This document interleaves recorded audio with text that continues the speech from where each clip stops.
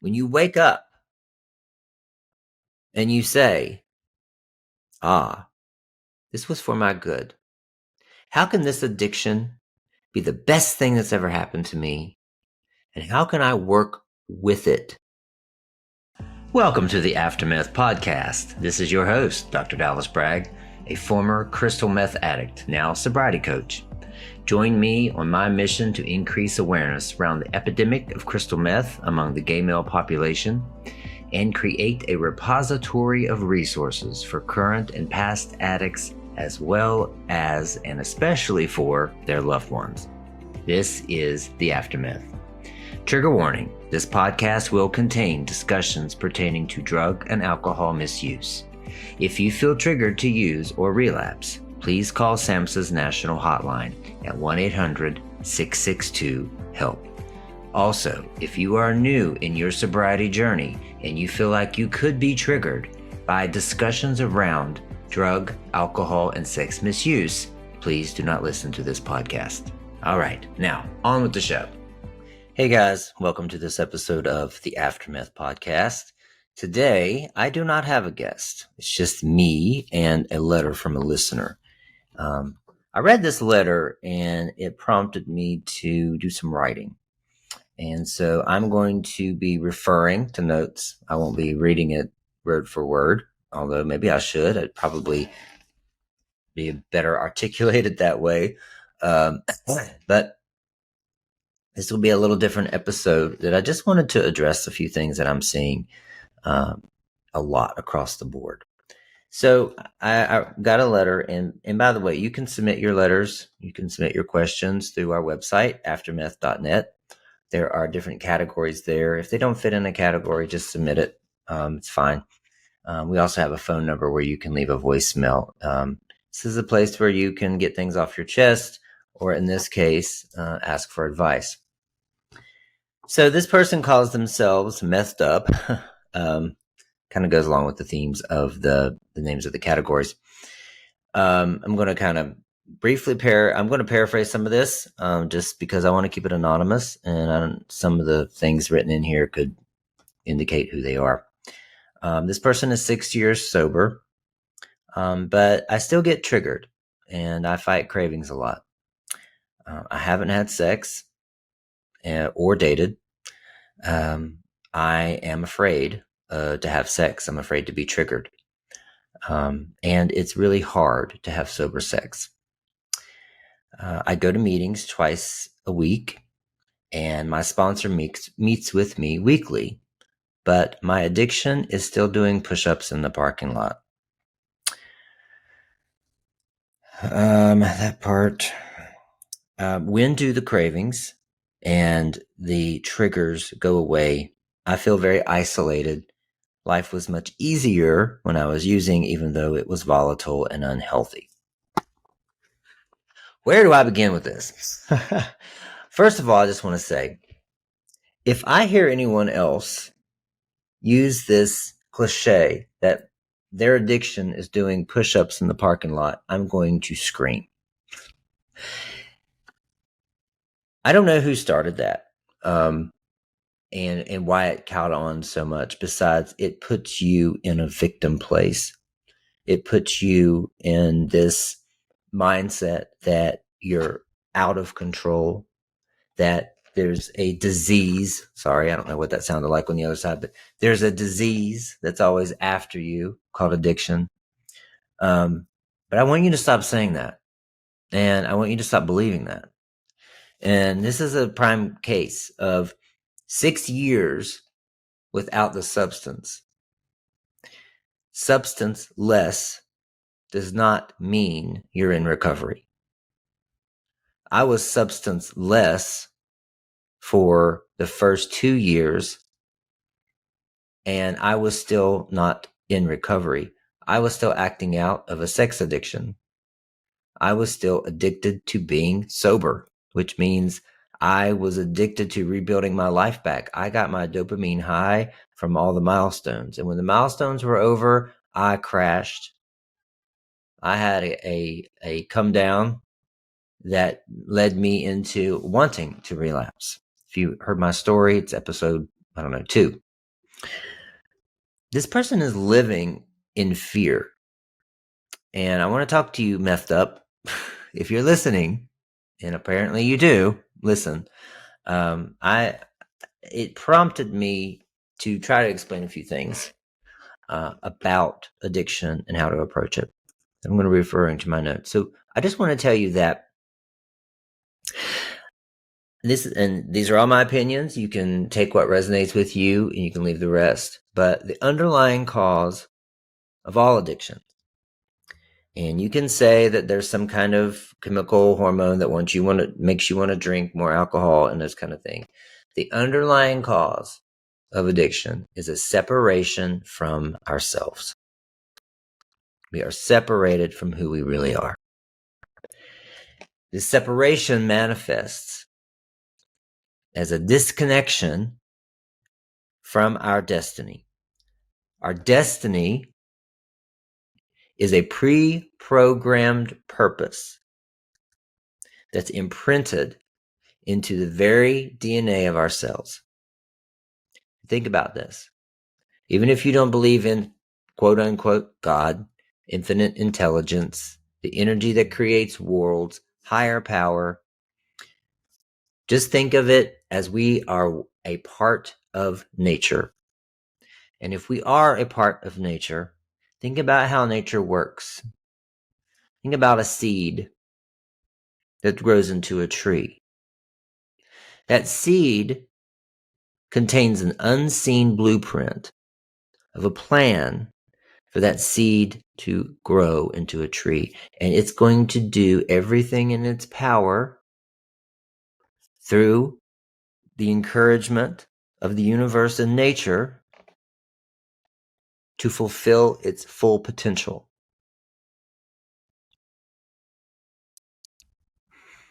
So we are the same, except that plan is in our cells and our DNA, and it's pushing us toward our full potential.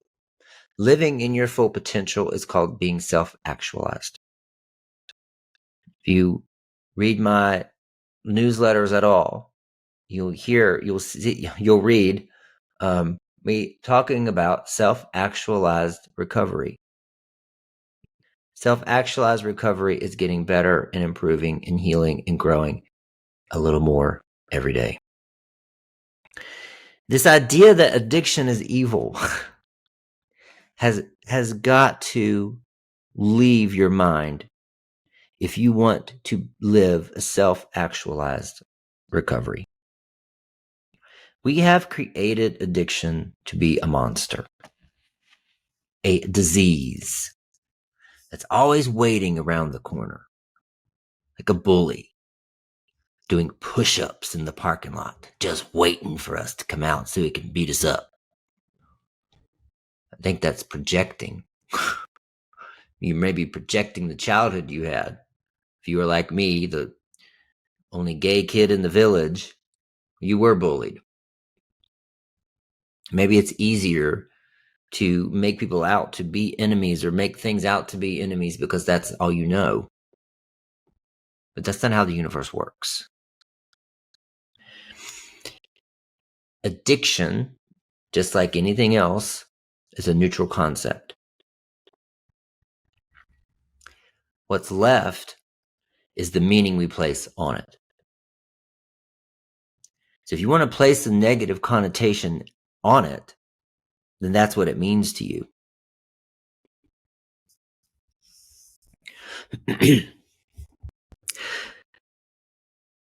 When we place a negative connotation on our addiction, we are rejecting parts of our beingness. And that separates us from ourselves. So what I'm saying is, addiction is part of you. And when you reject a part of you, or when you turn against a part of you, or when you criminalize a part of you, demonize a part of you, you are separating yourself from yourself. You're disconnecting from your whole self. You're fragmenting. And when you do that, it creates such a barrier between you and self-actualization. When we have this mindset, it allows fear to drive our mindset and our thoughts. Fear, when we operate from fear, that's what a character defect is. If you've been through the 12 steps, if you read the big book, character defects are mentioned a lot, right? Let me tell you what a character defect is. All it is a belief that we hold about ourselves that has disconnected us from living our full potential. What's a belief? A belief is the thought we keep on thinking. I have to give credit to Abraham Hicks for that. A belief about ourselves that was caused by incidents, by words said to us, by events, situations, circumstances, external things, beliefs that we adopted about ourselves, or thoughts that we adopted about ourselves became beliefs. Fear-based beliefs, fear-based character defects are our I am not enough version. Every addict has some version or flavor of I am not enough.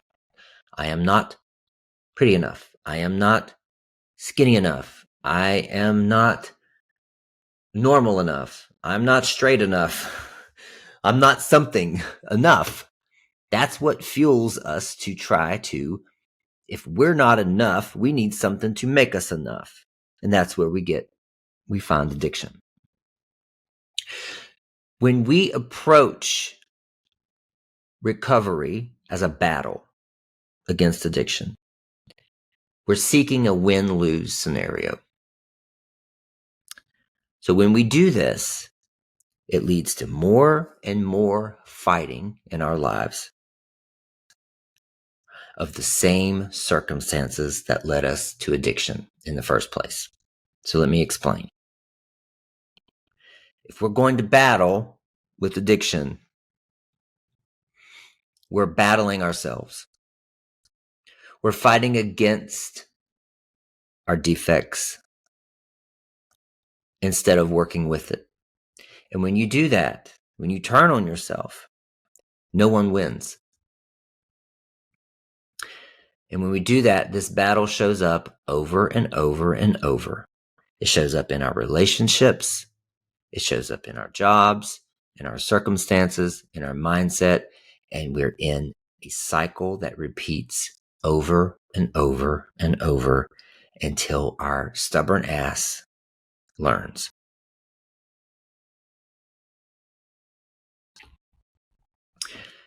You know, we talk about the 12 steps a lot on this podcast, and I think the 12 steps are great. I have nothing against the 12 steps. What I do have a problem with is what some people have made them. Same thing with Christianity. I don't have a problem with Jesus. I do have a problem with what we've made Christianity. And it's not every Christian, but there are some. It's a mainstream thing, right? So we see this battle a lot in people who participate in the 12-step programs, and they've passed on this battle mentality, this waging war against this bully doing push-ups in the parking lot. We take that battle stance instead of a healing stance. So it puts you on the offense. And so the universe, when you put yourself on the offense, is going to continue providing opportunities for you to be on the battlefield because it wants you to finally give up.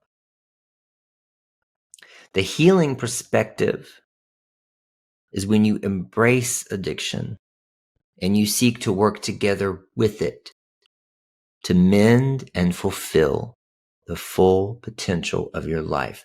All of this is the universe encouraging that seedling to reach its full potential. You are the seedling. And if addiction gets you there, then that's what it takes. Another thing, if you've read my newsletters, I talk about the ego mind. When I talk about the ego, it's capital E, capital G, capital O. It is not ego as in arrogance, although that's a version of it. We really need to come up with a new word.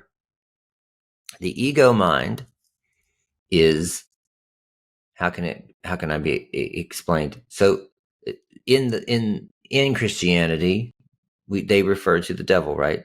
The adversary, this entity trying to always get you to do bad, right? Always pull you back. That's basically, they're talking about the ego mind. The ego mind is what makes us human. It's what separates us between the spirit self and the human self. It wants us to continue patterns, right? And it tells us things like we're separate from each other. And in reality, we're all the same. But that's a whole other discussion. But addiction is fueled by the ego. Even though it's part of us, this ego wants us to stay in this loop of feeling incomplete and finding that completeness through addiction. So the ego wants us to believe we are separate from it, but we're not. Addiction is part of us. But when we see it as separate, we feel helpless and we feel controlled by something outside of us. But truly, addiction, the patterns formed by addiction are there as a mechanism to protect and help us.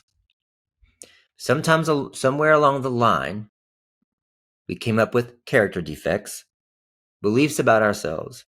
We felt incomplete. Well, addiction helped us feel complete, but it was only temporary. Addiction sees that it helps us feel complete, and it is this instinctive pattern, this animalistic behavior to protect us from feeling bad.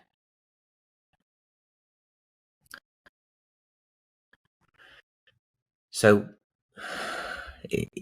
along that vein, whenever you feel I am not enough, right? It's magically fixed.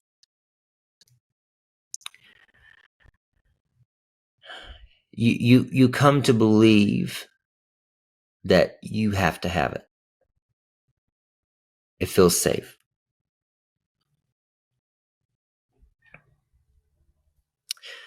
So, to begin changing this perspective you have about addiction, you must accept something, and you must accept that life is happening for you, not to you. And if you accept that life is happening for you, everything is ordained, everything is on purpose, that does not leave out addiction, the whole addiction experience. Some of us are chosen to experience addiction. The entire reason for it is to get you to fulfill your full potential, to clear out what's blocking you from becoming that tree. The universe has one mission, and that's to help you evolve. The universe is neutral. It doesn't know the difference between something that we perceive as negative, like addiction, we've given it that meaning, and something we perceive as positive. It only sees what will help us if we allow it.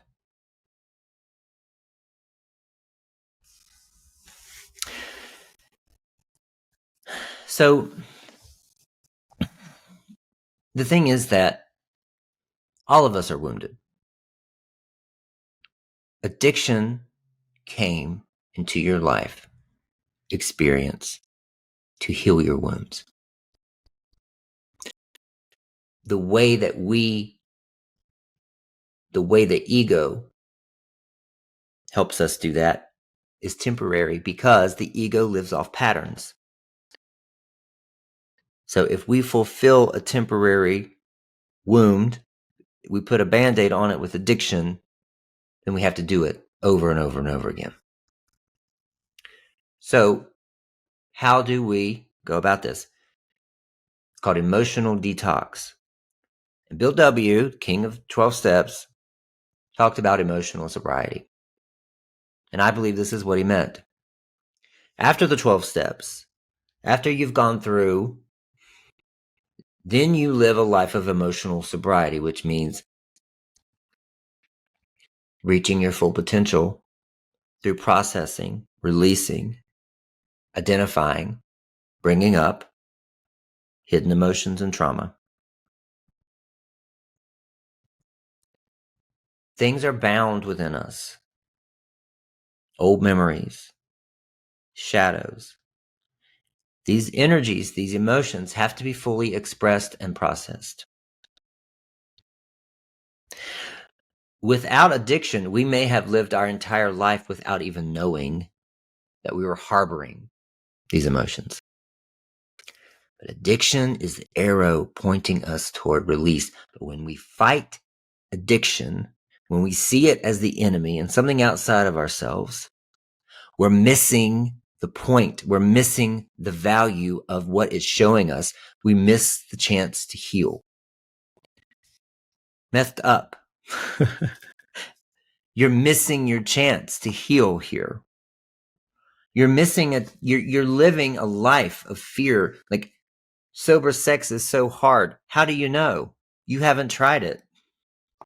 I don't mean to be insensitive or lack empathy here, but there is a better way of living for you.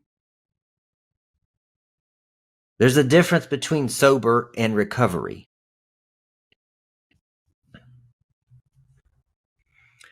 So when we position ourselves as being in relationship with addiction, so if we want to come together with someone else or something else, addiction is part of us, but if we want to integrate it, then we want to create a relationship with it to become one, right? When we create this relationship, we create a space of mutual benefit and growth. And here's how. Addiction wants us to be safe, wants us to be happy. Addiction really wants to fulfill us. It wants to safeguard us against emotional triggers, sadness, despair, etc., etc. You are also seeking fulfillment, lasting fulfillment, permanent fulfillment, your full potential. So in essence, this is a trauma bond, right? It's a trauma bond you have with addiction within yourself. So like with any relationship, be it personal, romantic, whatever, you're going to have to ask, how can we both get what we need and live together in harmony? This is shadow work. This is shadow integration. This is contradictory and counterintuitive for some of you, but it creates a sacred space. It's a sort of hospital for the soul, because addiction's giving you the gift of awareness of your wounds, awareness of those stuck energies, those old memories, those unexpressed emotions. After 5.5 years of being without crystal meth, I finally started to feel my emotions, to let them come out and through me, through, up, and out, to fully feel the anger that I had built up. Because when you don't let those things out, they stay in like a pressure cooker inside you. And they let off steam once in a while. When they do, it comes out in other ways, right? Emotional triggers. So what you want to do here, seek completeness all on your own.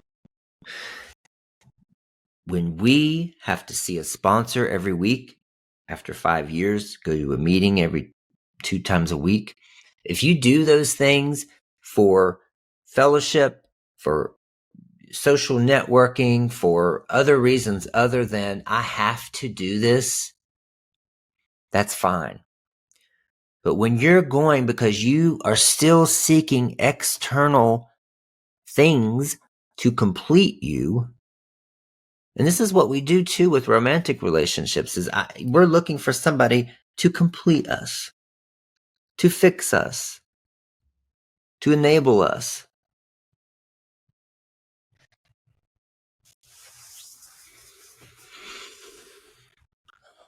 But when we approach addiction with curiosity, as we would a mate, someone in relationship, what are you showing me right now? What is this about? What in me attracted this experience? Because it is all about you. Everything in your life experience is brought on by you. And when I say you, I mean you and the universe, the Holy Spirit, whatever you want to call, whatever it is, higher power, nature, instinct, whatever you want to say. All for the purpose, I hate to keep repeating this, for you to be self-actualized, to reach your full potential. So when you see this is happening for me, when you wake up and you say, this was for my good. How can this addiction be the best thing that's ever happened to me? And how can I work with it? How can we work together? Because when you feel complete in and of yourself, when you find wholeness without using an addictive pattern or without anybody else or anything else outside of you, addiction is transmuted. Addiction has lost it gets what it needs. You're not triggered anymore. You're not in despair anymore. You're not living life in this fear. This constant, when do the cravings and the triggers stop? They stop when you do the work.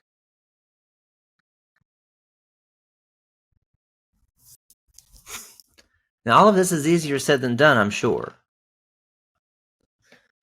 But I just want to give you a roadmap and give you a change of perspective, because I'm hearing from people every day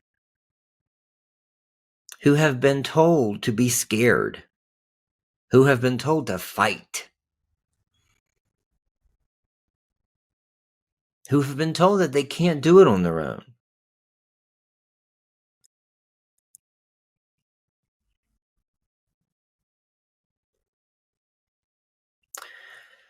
So I'll just end it with this. If you're interested in guided meditation, you can go to my YouTube page, put the link in the show notes. There's a guided meditation there called Meet Your Addiction.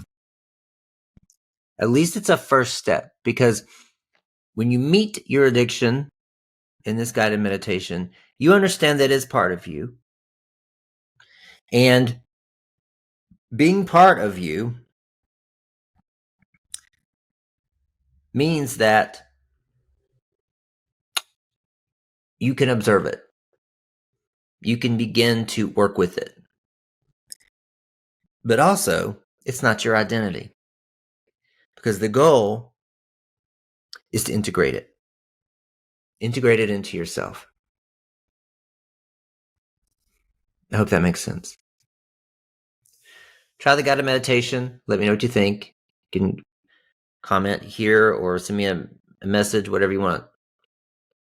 But think about this. And I hope and pray that we can begin to change gears in the recovery community. And not only addiction, but relapse. And shift the way we're treating it. Shift the way that we're making people feel helpless and like they can't do it without something else.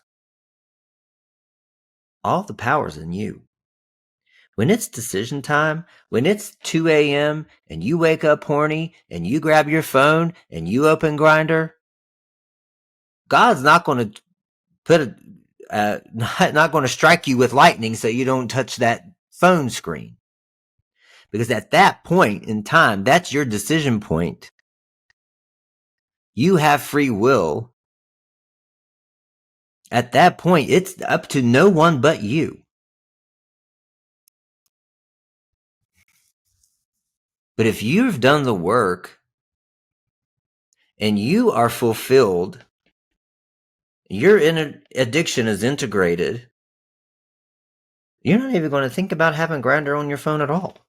Or if you do, you'll use it responsibly. This thought that we have to have something outside of ourselves is an old program. It's a fear tactic. You need me. You need something else so I can control you. And I'm here to tell you, you don't have to be controlled. You have the power to do this. You just have to step into it.